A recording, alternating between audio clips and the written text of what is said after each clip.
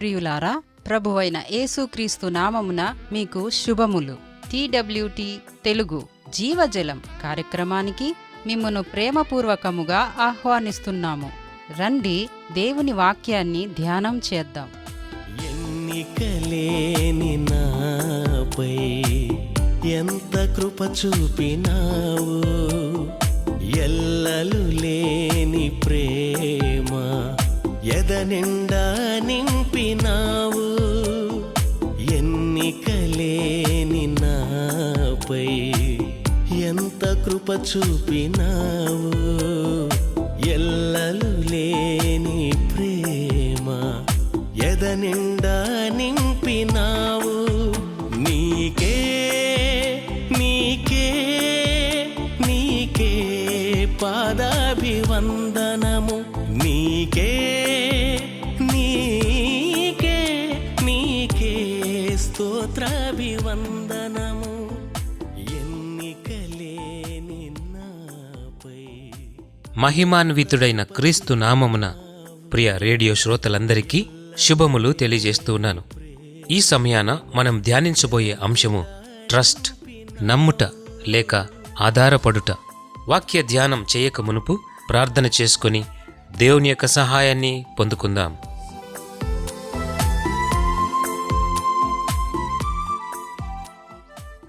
ప్రేమగల పరిశుద్ధుడా, ప్రియ తండ్రి, ఈ సమయంలో చేరి వచ్చిన మా ప్రియ శ్రోతలందరినీ, వారి కుటుంబాలను మీరు దీవించుమని ప్రార్థన చేస్తూ ఉన్నాను. సత్యవాక్యాన్ని నేర్చుకోవటానికి ఎంతో ఆసక్తిగా వచ్చిన ప్రతి వ్యక్తిని దీవించుమని ప్రార్థన చేస్తూ ఉన్నాను.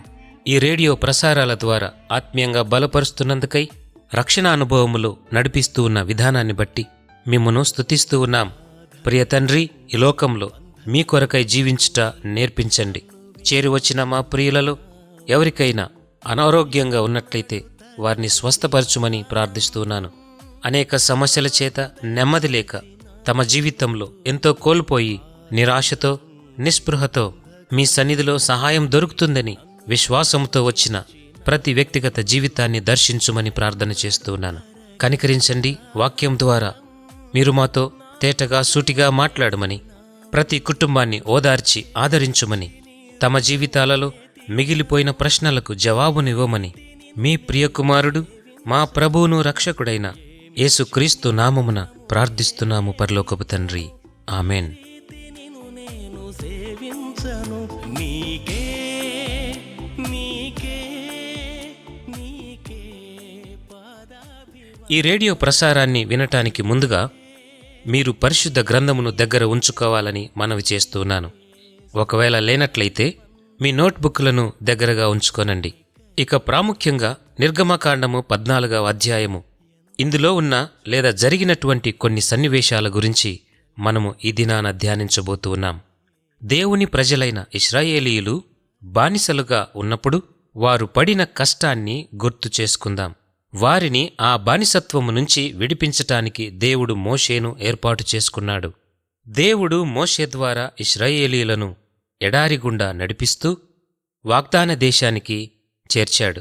కాని మోషే ఐగుప్తులో ఉన్న ఫరోరాజు దగ్గరికి వెళ్ళి తన ప్రజలను పంపించమని అడిగాడు. ఫరో కఠిన హృదయము గలవాడై వారిని పంపలేదు. అయితే దేవుడు తెగుళ్లను ఒకదాని తరువాత ఒకటి పంపించాడు. ఆ పరిస్థితులను చూచి ఫరో భయపడి వారిని పంపించాలనే అనుకున్నాడు. కాని తిరిగి కఠినస్థుడై వారిని పంపలేదు. ఫరో అంటున్నాడు, నేను ఈ ఇశ్రాయేలీయులను వెళ్ళనివ్వను అని కఠినంగా మోషేతో మాట్లాడుతూ ఉన్నాడు. దేవుడు తెగుళ్లను ఒకదాని తరువాత ఒకదానిని అనుమతిస్తూ వచ్చాడు. చివరి తెగులు వచ్చే వరకు ఫరో హృదయము ఏమాత్రం కదిలించబడలేదు. దేవుడు మోషేతో అంటున్నాడు, నేను చివరి తెగులును రప్పిస్తున్నాను. ఈ తెగులు ద్వారా అతని హృదయము విరిగిపోతుంది. అప్పుడు నా ప్రజలను అతడు పోనిస్తాడు. ఐగుప్తులో ఉన్న ప్రతి కుటుంబము మరణదూతకు అప్పగించబడింది. ప్రతి ఇంట్లో కూడా జ్యేష్ఠపుత్రుడు చనిపోబోతున్నాడు. దేవుని ప్రజలైన ఇశ్రాయేలీయులను కాపాడటానికి మోషేకు దేవుడు ఆజ్ఞ ఇచ్చాడు. ఎవరైతే యెహోవాను నిజమైన దేవునిగా నమ్ముతారో వారి కుటుంబాలను దేవుడు తప్పకుండా రక్షిస్తాడు. వారు ఒక దూడను వధించి ఆ రక్తమును వారి ఇంటి ద్వార బంధములకు పోయమని దేవుడు ఆజ్ఞాపించాడు. మరణదూత ద్వార బంధపు పై కమ్మి మీదను 2 నిలువు కమ్ముల మీద ఉన్న రక్తమును చూచి ఆ సంహారపు దూత ఇశ్రాయేలీయుల ఇంటి మీద నుండి దాటిపోయింది. కాబట్టి ఈ పండుగ పస్కా పండుగ అని పిలువబడింది. ఇంత భయంకరమైనటువంటి సందర్భాన్ని చూచిన ఫరో ఇశ్రాయేలీయులను విడుదల చేయాలని నిర్ణయించుకున్నాడు. ఆ సందర్భంలో ఫరో మోషేతో అంటున్నాడు, ఈ ప్రజలను వెంటనే తీసుకుని వెళ్ళిపో అని భయముతో ఈ మాటలు చెబుతున్నాడు. ఇక్కడ ఒక ప్రత్యేకమైన సందర్భాన్ని మనం గమనించాలి. ఇశ్రాయేలు ప్రజలందరూ కూడా ఐగుప్తీయుల నుండి బంగారము మరియు నగలను అడిగి తీసుకుని అక్కడి నుండి బయలుదేరారు. వాగ్దాన దేశ ప్రయాణంలో ఆ ఎడారి ప్రాంతం నుండి బయటపడ్డారు. ఎవరూ కూడా వెనుదిరుగనంత వరకు వారు బాగా సాగిపోతూ ప్రయాణాన్ని చేస్తూ ఉన్నారు. అయితే కొద్ది సమయం తరువాత ఫరో, నేను ఎందుకు ఇలాగ చేశాను? నా సేవ చేయకుండా ఇశ్రాయేలు ప్రజలను ఎందుకు పోనిచ్చితిని అని అనుకున్నాడు. అయితే వారు వెళ్ళిపోయిన తరువాత తన రథాన్ని బయటకు తీయమని ఫరో ఆజ్ఞాపించాడు. అంతేకాదు, ఇశ్రాయేలీయులను వెంబడించి వారిని చంపమని ఆజ్ఞాపించాడు ఫరో. కొద్దిసేపటికి ఇశ్రాయేలు ప్రజలు వెనుతిరిగి చూచినప్పుడు వారికి ఫరో సైన్యము కనపడింది. ఫరో సైన్యము వారి మీదికి వస్తున్నప్పుడు ఒక పెద్ద దుమ్ములాంటి మేఘము పైకి రావటం వారు చూచారు. దూరం నుండి వస్తున్నది ఫరో సైన్యమని నిర్ధారించుకున్నారు. ఇశ్రాయేలు ప్రజలు ఆ ఎడారి ప్రాంతాన్ని అంతటినీ దాటుకొని ఎర్ర సముద్రాన్ని చేరుకున్నారు. ఆ ఎర్ర సముద్రాన్ని దాటలేక ఆగిపోయారు. ఈ సందర్భాన్ని చూచి కొంతమంది చరిత్రకారులు ఎగతాళిగా మాట్లాడుతూ ఉంటారు. పరిశుద్ధ గ్రంథంలో చూస్తే ఇశ్రాయేలు ప్రజలు ఎర్ర సముద్రం వరకు వచ్చి దాటలేక అక్కడ ఆగిపోయారు. ఈ ప్రజలకు ముందువైపేమో ఎర్ర సముద్రం. ఒకవేళ వెనుదిరిగినట్లయితే ఫరో సైన్యము తమను చంపటానికి వెంటాడుతూ వారి వైపే వస్తూ ఉన్నారు. ఈ సందర్భంలో ఇశ్రాయేలు ప్రజలు అలాగ ముందుకు వెళ్ళలేరు లేదా వెనుదిరగలేరు.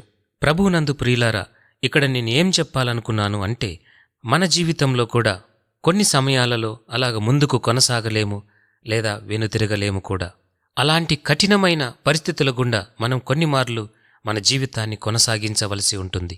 మనము ఉన్న చోటనే అలాగ నిలిచిపోతూ ఉంటాం.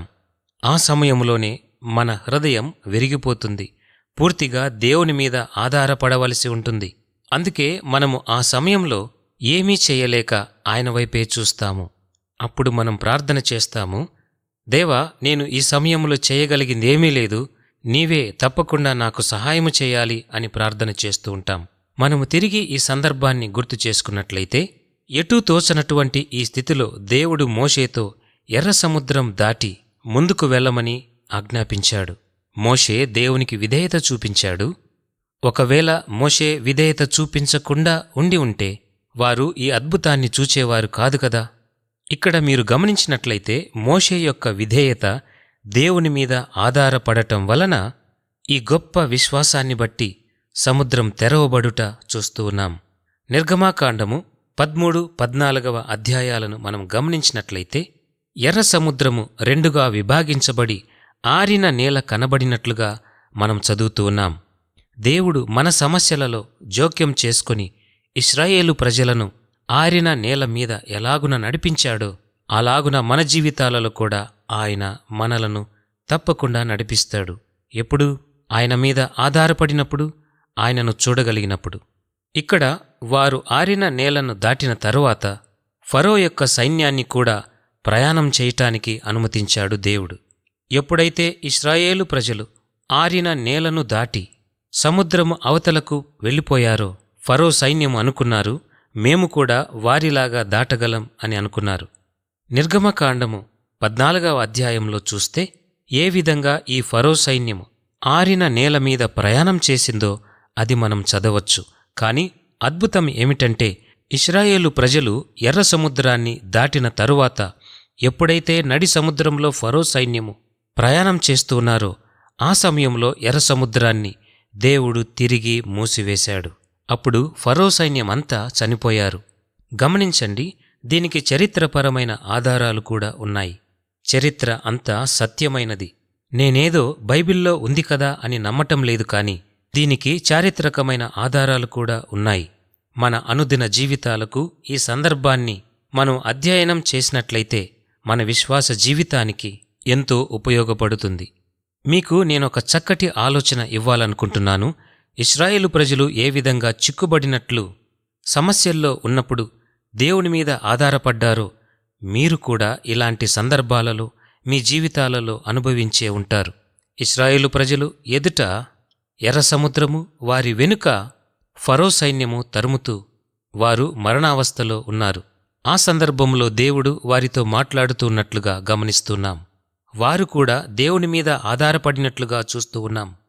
ఇలాంటి క్లిష్టమైన పరిస్థితులలో మన జీవితంలో కూడా ఎప్పుడైతే దిక్కుతోచని స్థితిలో మనం ఉంటామో అప్పుడు మనం గుర్తుంచుకోవలసిన విషయం ఏమిటంటే దేవుడిచ్చే వాగ్దానాన్ని జ్ఞాపకం చేసుకోవాలి.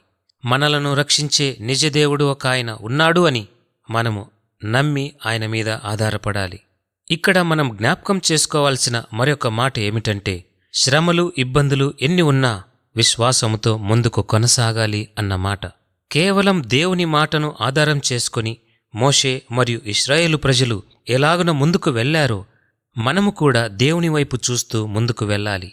సమస్య ఎంత పెద్దదైనా సరే విశ్వాసముతో ఆయన మీద ఆధారపడి ముందుకు వెళ్ళినట్లయితే ఆయన తప్పకుండా మనకు ఆలోచననిస్తాడు. జీవితంలో ఉన్నటువంటి కష్టాలు, ఇబ్బందులు అన్నీ తొలగించి మార్గాన్ని సరళం చేయగలడు మన దేవుడు. ఆయన నూతన ధైర్యాన్ని, నూతన శక్తిని ఇవ్వగలడు. అయితే నీవు మాత్రం ఆయన మీద ఆధారపడాలి. ఆయన వైపు చూడాలి. ఆయనతో మాట్లాడటానికి ప్రయత్నం చేయాలి, ప్రార్థన చేయాలి.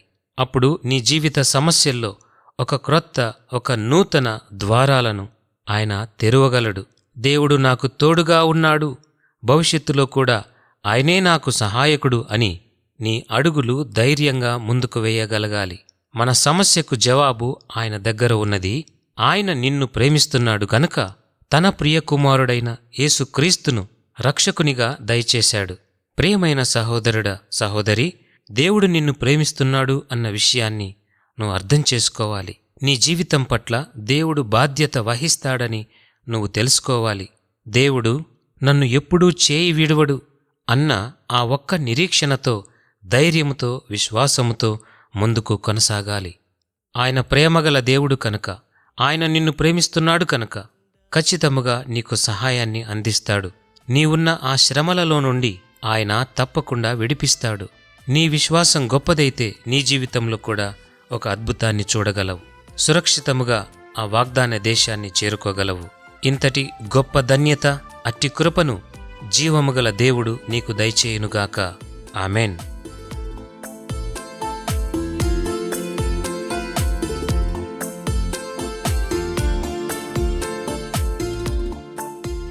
వివరములకై మా ఇమెయిల్ listenersfeedback@gmail.com. వాట్సాప్, SMS కొరకు మా ఫోన్ నంబర్ 852330479990. పరిశుద్ధ దేవుడు మిమ్మును దీవించునుగాక. ఆమెన్. ఎవ్వరు చూపని మమకారం నాకు రుచి చూపినావు. పాపము నుండి, మరణము నుండి నన్ను తప్పించినావు. ఎవ్వరు చూపని మమకారం నాకు రుచి చూపినావు. ఏమిచ్చి నీ రుణము నే తీర్చను, ఏ రీతి నిన్ను నేను సేవించను. ఏమిచ్చి నీ రుణము నే తీర్చను, ఏ రీతి నిన్ను నేను సేవించను. నీకే